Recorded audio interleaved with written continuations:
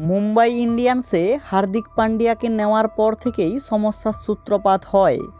যেই হার্দিককে ছেড়ে দিয়েছিল মুম্বাই, সেই হার্দিককে এবার জামাই আদর করে দলে ফিরিয়েছে মুম্বাই ইন্ডিয়ান্স, আর তাকেই এবার অধিনায়ক করেছে। স্বাভাবিকভাবে এভাবে সরিয়ে দেওয়াটা মেনে নিতে পারেননি রোহিত শর্মা। তিনি নিজে সরাসরি কিছু না বললেও এবার মুখ খুললেন তার স্ত্রী ঋত্বিকা। কি বললেন রোহিতের স্ত্রী?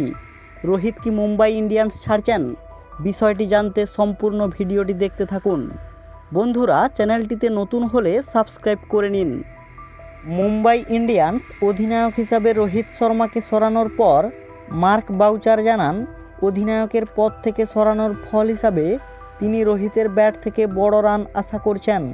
এছাড়া মন্তব্য করতে গিয়ে তিনি বলেন, এটা সম্ভবত রোহিতের কাছে পদক্ষেপ নেওয়ার শেষ সুযোগ। এর উত্তরে রোহিতের স্ত্রী ঋত্বিকা রেগে গিয়ে সজোরে জানান, মার্ক বাউচারের দাবিতে অনেক ভুল আছে।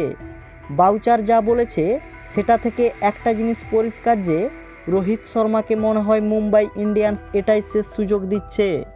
এখন প্রশ্ন উঠছে, রোহিত শর্মা কি মুম্বাই ইন্ডিয়ান্স ছাড়ছেন?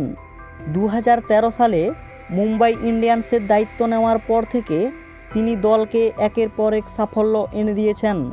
5 বার তিনি মুম্বাইকে চ্যাম্পিয়ন বানিয়েছেন, কিন্তু এবার তাকে সরিয়ে দেওয়া হয়েছে অধিনায়কের পদ থেকে। 2025 সালের মেগা নিলামে দল বদলাতে পারেন রোহিত, কারণ নিয়ম অনুযায়ী প্রতিটি ফ্র্যাঞ্চাইজি সর্বোচ্চ 4 জন প্লেয়ারকে ধরে রাখতে পারবে। সেদিক থেকে মুম্বাই হার্দিক পান্ডিয়া, বুমরা, সূর্যকুমার এবং ঈশান কিষানকে ধরে রাখবে। বয়স্ক প্লেয়ারের দিক থেকে তারা ছেড়ে দিতে পারে রোহিতকে। সেক্ষেত্রে রোহিত আগামী বছর নিলামে অন্য কোনো দলে যোগ দিতে পারেন।